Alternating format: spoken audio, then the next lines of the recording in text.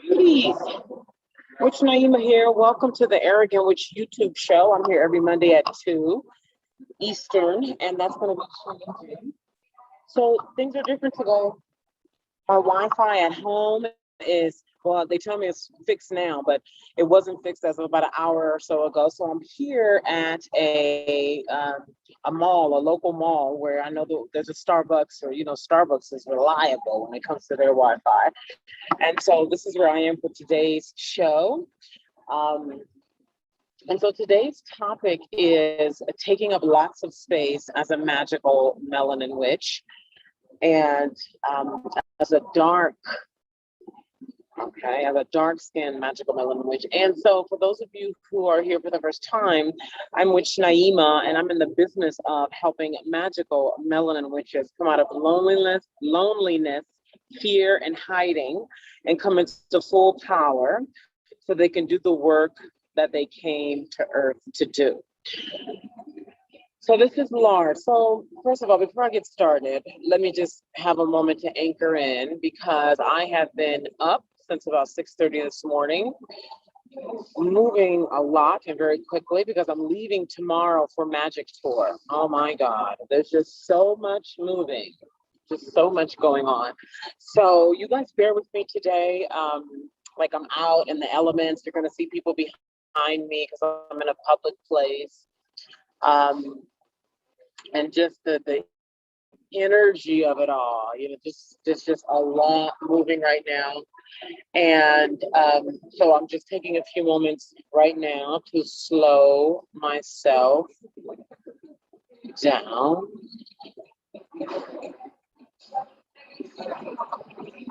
To slow myself down.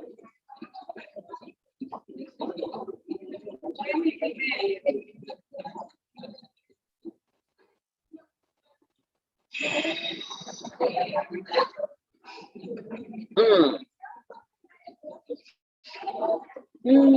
was literally on a phone call right before this, so it's like I haven't even breathed well yet. Thank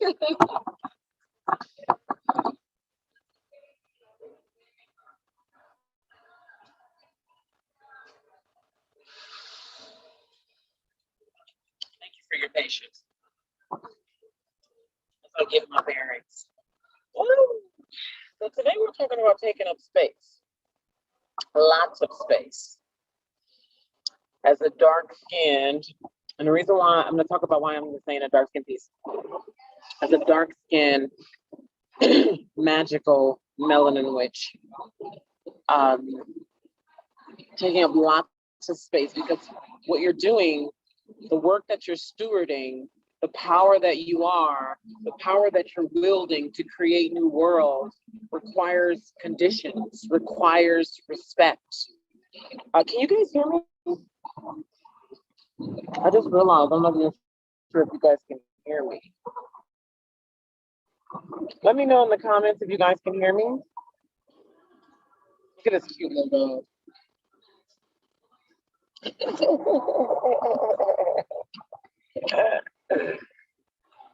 Considering the fact, well, it says I have excellent connection.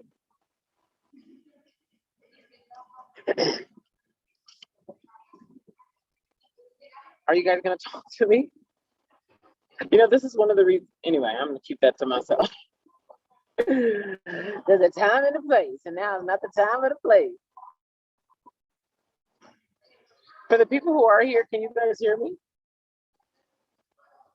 Can you hear me? This is what I'll share while I wait to see if comments show up. So I had a woman, actually I have several women, either email me or DM me in some kind of a way, that were like, I'm light-skinned, but something, or like I literally had a woman contact me like, I'm just so glad that this is what I thought it was. I'm okay, good, you can hear me. Thank you so much. And so in my mind, I'm thinking to myself, if you are, if your sight is not clear enough, right? If your sight is not clear enough to recognize that to recognize what's for you, right? Even if I did say dark skin includes everybody to a degree, right? Because everything comes out of dark. And so I'm saying this to say that one of my motivators is to see more dark-skinned, Black, magical melanin witches in the marketplace, wielding their power, being rich, crafting new worlds, because of the level of agenda that has been placed against that which is dark, and the enormous power. What I know, being wrapped in dark flesh, okay? The enormous magic, the enormous power that exists in dark skin, okay? And this is not about Black power, Black pride. This ain't even about trying to build up your self-esteem. This is science, okay? I'm not concerned with, oh, you're dark skinned, so you're so like trying to make people feel good because of their skin color. The facts, the science of it all is I have a power, period, okay? So this is not to debate and to argue, okay? But this is why the dark skin is like, why I mention it so much in my marketing. It's important, it matters. But it's for all Black women, all Black witches. Like, it's for all Black witches, you see? Anyway, enough of that. There's a lot, you guys, listen, there's a lot moving. I'm meeting with my women. We start in Atlanta on Thursday. I've been preparing for that, organizing the practices that we're going to get into, the level of intimacy that we'll be talking, and there's just so much power. Then there's like all the mental work that I've been doing. There's just a lot. So if I kind of go off on some tangents today, y'all just gonna have to be patient. Today is an unusual day. Okay, I'm out here in the elements, so I got all these other energies around me. Okay. Doors open to Arrogant Witch next Monday. It's a lot going on. We're building a whole new empire over here. It's just a lot going on. All right. So taking up space. Why am I even talking about taking up lots of space? There's a woman in the Arrogant Witch community right now. I'm so proud of her, who took action on an exercise that I gave about literally going out into the world, into busy spaces, and taking up space in a way that deliberately causes a disturbance. And there's a video on my channel, this channel, that you can go look at to even employ the exercise that I gave her, because it works. Now, what do I mean when I talk about, like, how does this relate? What's the relevance of this taking up space thing? So there's a way that this actually is relevant to all women, okay? When you have experienced this personally in your world, or you've seen other women do it, where you're out somewhere at the mall or anywhere public, and you might come close to a woman, or she comes close to you, or anybody, a man comes close to you, anybody comes, and you automatically take yourself out of the way, right? Or you start saying sorry, like you immediately start saying sorry if you feel like you're in the way, right? And it's one thing to be like, like literally in the way, and like where you didn't mean to block something. But there's another way that we unconsciously, and women know this, we know this, right? Where we are just like even sorry for even being there. Like you're standing there looking at some socks on a rack, and somebody comes close, and you just unconsciously move like you feel like you're in the way. And how this shows up in business is something that you wish to say, like a particular topic, right? And remember, we're talking as pioneers, and we're the first to talk about a subject. We're the first to bring light to a matter that is, to a lot of people, seems redundant, or why are you talking about that? Like why are you harping on that? Or something that even is just like not talked about and needs to be talked about through you. Like you have been chosen to discuss, right? And your work is meant to bring forth a particular topic that is relevant, but nobody is talking about, right? Basically what we're doing here at Arrogant Witch, like who is like really creating an environment for magical melanin witches to learn how to wield their power, cultivate it, wield it, come out of hiding, come out of loneliness, wield it, and get rich off their original body of work. Like, who cares? I care, right? Right now, you feel like maybe only you care about the thing that you're supposed to talk about. And when it comes time to then take something that it seems like you're the only one who cares about it, it's not true. It just seems like it because you're quiet around it. You don't see anybody else talking about it. And then you take that thing, like I talked about, what was it? I think it was last week's show where I talked about that which is inappropriate and dangerous and wrong and disturbance is where your riches is. I talked about how my first six figures, actually my first multiple six figures, came from me bringing this very inappropriate, unorthodox method that I had for helping women heal sexual shame. Like I was scared to bring that to the marketplace. Like who is gonna buy this very inappropriate way of healing sexual trauma? And that's the thing. You're the only one who has it. So it feels like nobody is gonna listen, right? I'm not gonna take up that space. I can't, like, who cares? Like, who's gonna buy that? Who's gonna listen, right? That is about a fear around taking up space in an area that seems to be just you. And little old me, like, right? So I'm speaking for myself, right? That's how I felt. So I know that's how it feels for other magical melanin witches who, let me take a moment to frame this. Let me take a moment to frame this.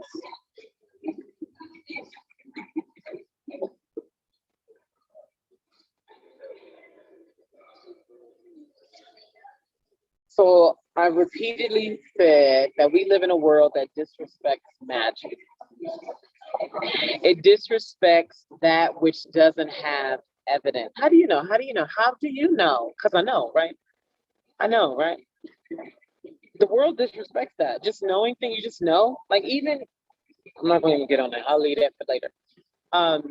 It disrespects dark skin. You take me talking about what I'm talking about right now, then you take a white Billy, right? Some white boy who's saying something very similar to what I'm saying, who's clean cut, who got on a nice, crisp blue collar shirt, and suddenly he gets a level of eyes and respect that I don't get, right?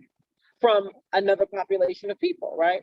Who probably would look at me, hair braided up, dark skin, bare top, and their lens shifts and how they see shifts because of the image of me, right? Because of the image of you. Whereas he can say it, and it's like, because they look at him through a different lens, it's like, especially if you got doctor on that name, right? Scientist on that name.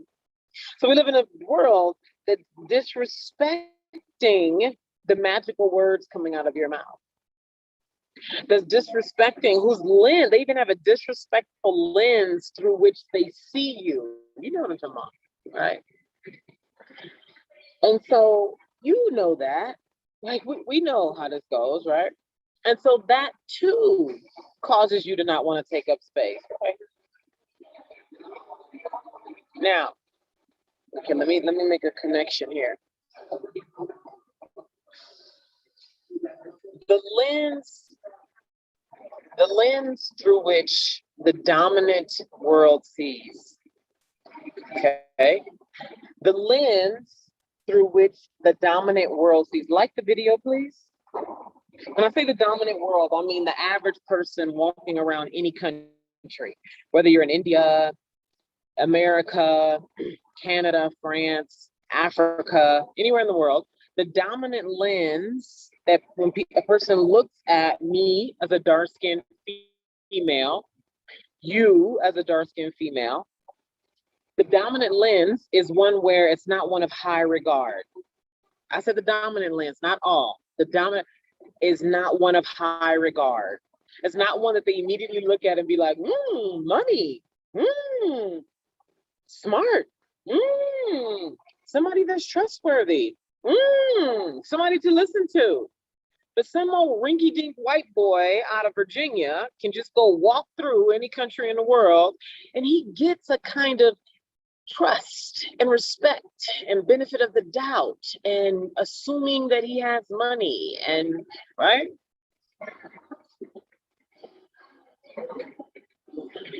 So that lens that people look through, they have been trained to see this way. You know this or you don't, right? You're tuned in or you're not. People have been trained to see this way. Like people have been trained to even accept Christianity as is. You know the number of millions of people who have been killed to make Christianity as strong as it is today. It wasn't just some lovely religion that the people at the time, in its origination and building of Christianity, it wasn't just a religion that people just loved and just flocked to and decided that this Christ thing was the way. No, there was lots of murder involved in getting people to comply and to agree with Christianity. Lots of money put into it, lots of ritual put into it, lots of shaming, lots of killing, lots of social pressure put into making millions of people at that time, which, by the way, reading and writing was not for the masses at the time, at the birth of Christianity and the building of Christianity. Reading and writing was for the elite. So the elite used what was used at the time to educate all the everyday people you see walking around the mall and the everyday people who you see working at Starbucks and working at the car shop and working at, they were taught through symbols, through story, and through images. That's why there's tons of stories and images and signs to teach everyday people, and the way we start to influence the unconscious mind. That's why in magic there's always talking about using symbols to influence the unconscious mind. Use a picture. Go to what's that thing, Pinterest, and look at pictures of the things that you desire. That's to touch the unconscious mind, to influence the unconscious mind. So the lens that the dominant world uses to look at me and look at you versus to look at William or to look at Ted, right? That lens has been influenced over centuries of how to look at people. Okay, I'm going somewhere with this. Stick with me. So it's been trained. So people knee-jerk reaction. There's a knee-jerk way that people look, and they have been trained to see and react and think and feel that way. Okay. Now, I'm getting ready to take it down to a blood level. I'm going to take it down to a bone level, okay? So this is even deeper than the unconscious, okay? Take it down to a level of all, that which connects us all, okay? Remember, I said the lens has been trained. So when you walk into a boutique in some country and they see a dark-skinned woman and they see you a certain way, that's because they've been trained to see you that way. Because if a 2-year-old sees you, they just see a person. They don't have all the judgments around it because they haven't been trained yet, okay? Underneath that training is that which knows. Beyond cognition. Okay, so to train a brain, this is large. I'm going to trust that you're wise enough and full enough to get what I'm talking about. All right, you're aware enough and you're present enough and you're both human and inhuman ways to get what I'm talking about. Right. So the trained lens is one that's of cognition. So there's using of the brain and all the senses to train a mind, the way you hear, the way you see, how you taste, what you feel. To train a brain, to train the unconscious is engaging the faculties that are conscious and that are the senses, right? Touch, smell, feel, all those things, right? That's cognition. That's cognition, okay?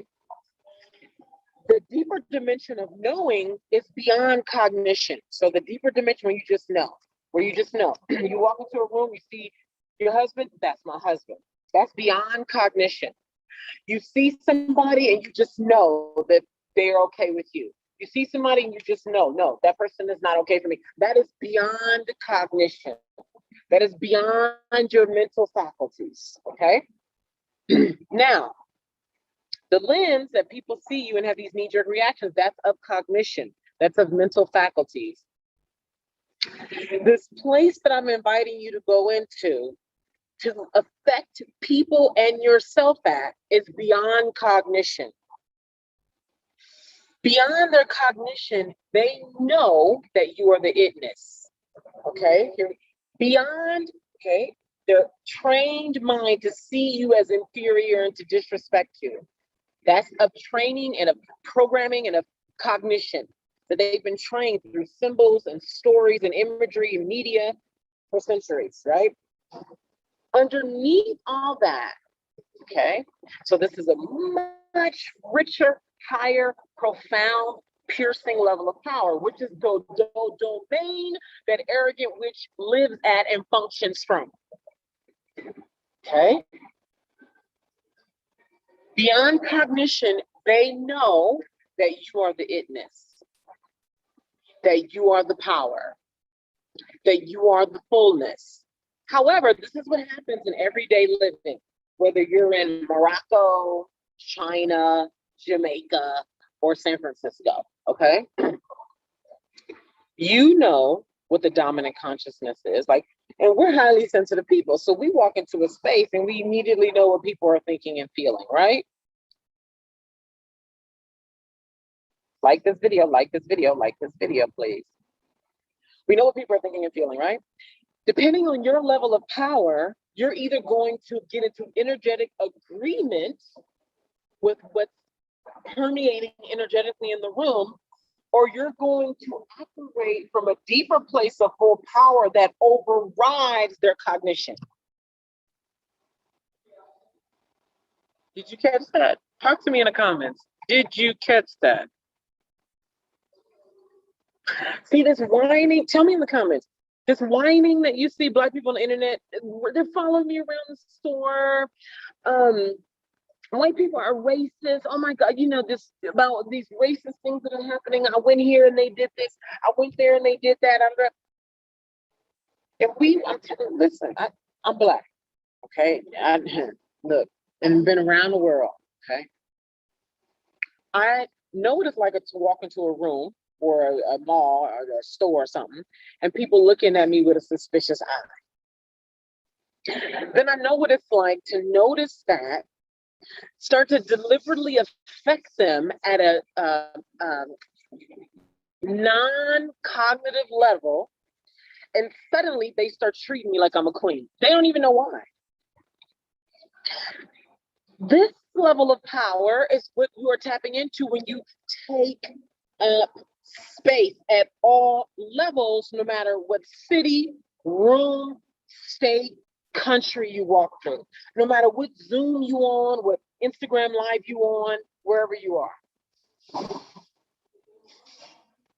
Now, this is a big responsibility, right? This is a big responsibility. You know, you could fear being harmed, you could fear somebody coming with a greater, what you feel like is a greater power. Who knows, right? Any number of feelings that you could be feeling, right? So I'm going to say a little bit right here, because this could go further, about protection. That's where I was getting ready to go. But, ooh, wow, you know, I'm just constantly reminded of the enormous power that we're helping Magical Melanin Witches step into here at Arrogant Witch. I don't care about racism. We know that that's been constructed and perpetuated for centuries by people who cared enough. They cared enough for racism to thrive. They were committed enough at every level. Do you know that in order for racism to have had the impact that it's had, that there had to be enormous coherence, agreement, organization, persistence, people over time? In all things, it only lives if there's a small group of people who are persistent in pushing it and perpetuating it and making it a thing, good or bad, good or bad. And still, it's a construct. It's not rooted in any truth. Still, it's a construct. So if something that's not even of a construct can have that level of power, I mean, something that's constructed, man, they can have that level of power. What can you do that's beyond cognition, that's affecting people at a tremendously deep level, that makes people change their mind about how they see you. You walked into the room and they were suspicious and curious, and all a few minutes in, they were mamming you all over the place and making sure you were taken care of, and you could see and feel the dramatic shift in their energy. That's how you go from, oh, I'm not going to that store ever again. And those people are so fucking racist. Fuck those people too. Ma'am, here's our number. Let us know how we can help you at any time. We apologize if there was any confusion about anything. Let us know how we can help you and how we can make your stay, your experience the best as possible. Your pleasure is very important to us.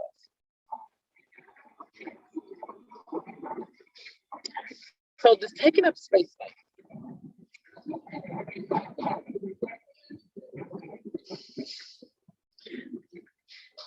So the video, I'm gonna tell you what the video says, and then I'm gonna link it below. Remind me if I forget, okay? If it's not there for today, remind me.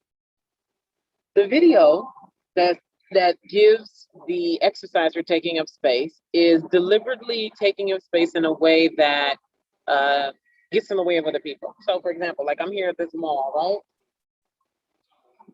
So a way that I would deliberately, if I chose to do this exercise here, or if you decide to do it, is I would go and I would stand like right there where people are walking in and out. That's the entrance. You see people coming, or you don't see them, but they are, right? That's the entrance, right? I would stand right there and I would put my hands on my hips.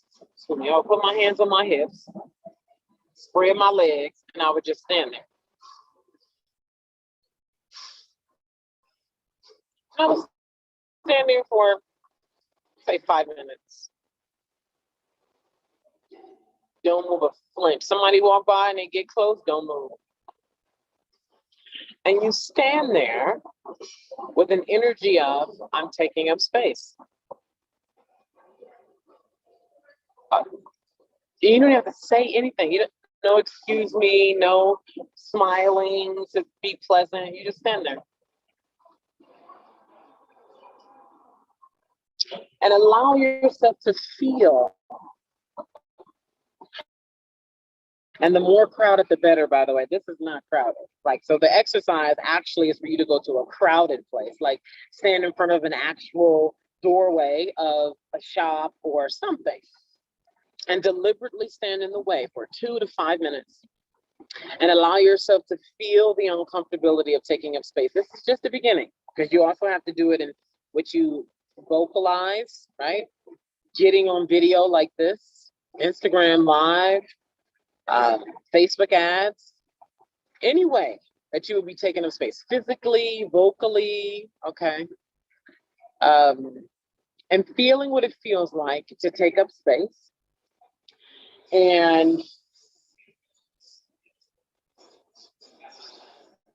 taking on the identity and the persona and the way of being and the energy of someone, a pioneer who takes up space.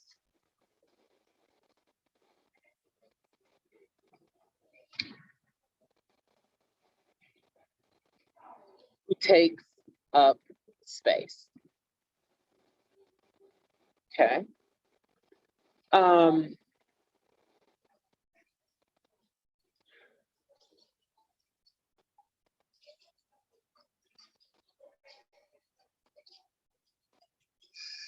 want to talk about something. This is with me all the time. I'm just reminded constantly when I'm, with my girl, just all the time of, and it almost feels like there's another angle at which I should look at this, because, ladies, so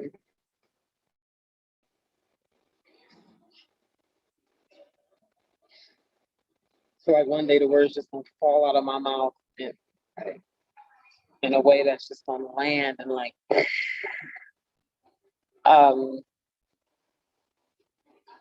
most of us are blinded by what we can see. I've said this before. Like you're looking at me, you see a Black woman, right? I see a powerful Black woman, and it's all kind of like, it's like one witch I was talking to said it's beyond power. It's beyond power. It's, you know, I was out yesterday having a meal, and I was just looking around at everybody sitting at this restaurant, and it was a pretty busy restaurant. And I was just looking at just the constructs of the culture here in Colombia, right? Just like every culture has its constructs. And I was just looking at how the people move and how they talk and how they live. And, you know, and this can apply to any culture anywhere in the world. And I was thinking about the number of people who actually know who they are. And I was like, I wonder how many people in this restaurant know who they are, right? And I started thinking globally, like the number of people who don't know who they are. And because they don't know who they are, like right, if I was somebody who only cared about world domination and needed people to be less powerful so I could, right, I would be so happy that people don't know who they are, because then I can get them to just, you know, I can get them to just go get a job and just go do, like create a way that's considered the way for you people, right? The way for you people is to get a job, get married, have kids, work that job, maybe travel a year or two out the year, but you stay. That's what you do. Like, you don't go too far off that, you know? And how this is the way worldwide, like that, like, and that anything that happens that's fucking amazing, that's like shifts things, like, wow, it's the abnormal people who create it. It's not the normal good people who go get a good job and get a good education and raise good kids who perpetuate the good. Um, and, you know, just most of the people you see walking around. And when I think about the way that there's been such an organized effort to disrespect Black people at large, there's been such an organized effort to nullify and demonize dark, as Nina Simone says, that blackness, that black power, right? Y'all know that video I'm talking about? The great efforts, like the great that have worked, that have worked, and that to override that, to be bigger than that, to swallow that, requires the mind of people who know beyond cognition that they are enormously powerful. It's not going to be some good girl, some nice, kind, appropriate girl who got her education and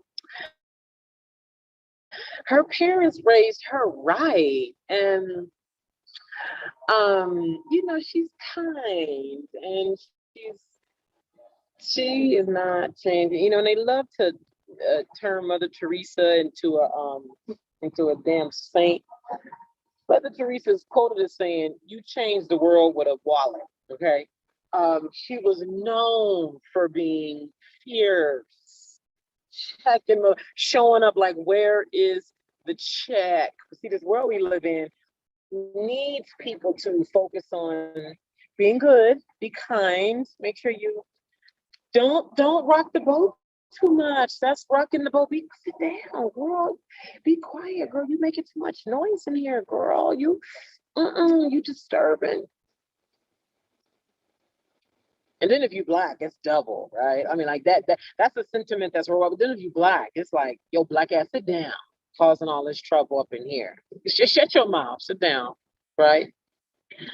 And the folks who are gonna say fuck that in an organized way, not these angry mobs who out here ain't changing nothing but want to come holler and scream when their emotions get flared up, but no sustainability, no organized plan to really, right? The way the ones who constructed racism was organized, deliberate, and long term.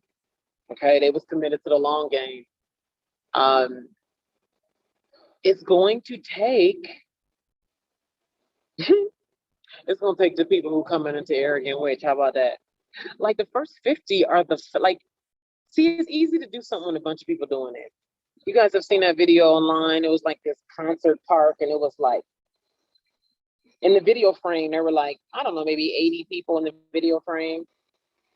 And the music was going, and this one dude got up and went to the front and started dancing all by himself. Everybody else was sitting down watching, being cool. He got up and he started dancing all by himself, and he looked crazy. And there was a voiceover of this guy narrating it. And he was talking about, this is how movements start, is you have the one lone wolf. Oh my God, this video was amazing. You have the one lone wolf who goes first. Remember, I've talked about the pioneer being the first, right? And how hard it is to be the first. And that's what makes it rare and valuable. And that's what makes you able to command premium pricing. I talked about that last week, so you can go watch it. And it's called, last week's show was called Premium Pricing for Money Hungry Witches. So you can go watch that. But in there, I talked about when you're a pioneer, you're the first. The first is hard. That's what makes it rare. That's what makes you valuable. And that's what separates you from all the other chicks on the internet selling their shit, and you being able to charge a premium and command it, and they can't. And in this video, this one guy, he leads. He goes out to the front all by himself and starts dancing. And the guy, the voiceover, who's narrating it is like, look at this guy. He looks foolish to everybody. Everybody's looking at him like, what this stupid guy, crazy guy out here dancing like this. Stupid. Look at this. And he's a joke. He's the laughing. So people like, look at him. Look at his crazy ass over there all by himself. That's you, the pioneer. Look at her crazy ass. Need to go sit her black ass down. Don't nobody want to hear that shit, right? This thing that only you have, that only you know, because you're meant to pioneer, right? Go sit her motherfucking ass down with that shit. Crazy ass, dumb ass bitch, right? Then in the video, another guy comes over, right? And in the video, he talks about, as a pioneer, you got to have that first person who comes along, right? You need that first, in the business world, they call it proof of concept, right? When you sell one, that's a proof. You sold more than one, proof of concept. And that's why in the coaching space, they say, go sell this to 5 to 10 people, then I know it's sellable. I know it's sellable. Go sell this to 5 to 10 people, then I know it's sellable. It's called proof of concept, right? So this lone wolf who looked crazy and you, right? People think crazy. Then the second guy comes. Then it's like, oh. So then everybody who was thinking he was crazy before is looking at him like, now they looking like the smile, the laughter has stopped now. Now they looking like, oh, okay, look. And then the first guy, the pioneer, looks at the other guy and they high five, like, yeah, it's us. We a team, right? It's us. We a team. We going, right? And it was them two doing what they do. Then within like, I don't know, 10, 20, 30 seconds, like 2 more people came. Then it was 4 people just going. Then before you know it, when I tell you, and all of this happened within like, I want to say 3 minutes, 4 minutes. Then like 5 more people came and they all was dancing. And then before you knew it, half the people who was sitting down, see, this is what I mean by half the people who were sitting down got up, and before you knew it, everybody was standing up dancing at this concert, getting it in. And it all started with that one fool who got his crazy ass up, you, the pioneer. You take your crazy, abnormal, weird, strange ass and you get on Instagram, you get on YouTube or wherever else you gonna teach and lead, and you get to work and you look foolish and you have people questioning your sanity, and you get out there and you be true and you be honest, and you gonna have one person, it could be more than one, you gonna have one person who gonna show up like, you speak in my language, oh my God, you just like me with Arrogant Witch. We opened the doors to the Arrogant Witch community. First day, 1 woman signed up. That was all. 1. After her, 9 more. Then we opened it. Listen, right? Are you going to be the fool? Is the thing that you're meant to lead beating your heart enough, pulling you, compelling you enough to lead, right? To take up space. You're pioneering.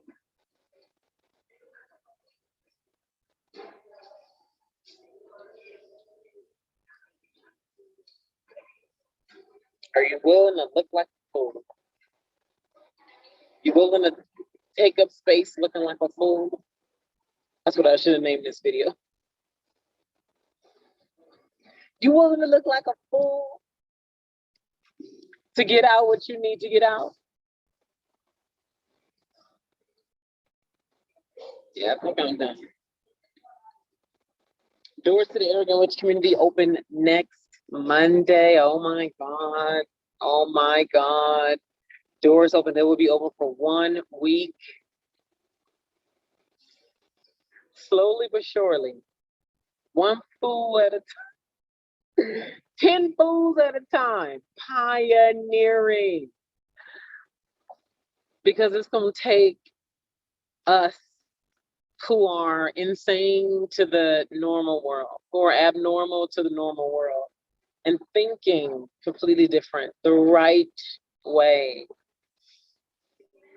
Not loaded down. Fear, really? That's what you're going to take to your grave? Go for it. You can have it.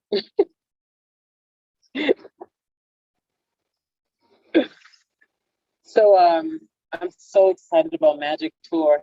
Oh my God. Listen. Wow. Wow. Wow. I mean, like, wow. Like, wow.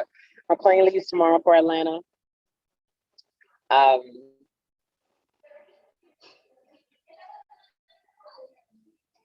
You guys, I'm so like, I mean, this is why I'm alive. Why are you alive? Why are you here? Like, why should you even be allowed to continue breathing? Taking up space here on Earth? Why? Do you deserve to be gone? Like, is your life worth paying attention to? Is your life worth planning and doing deliberately? Or is it just fine if you just die? I mean, right?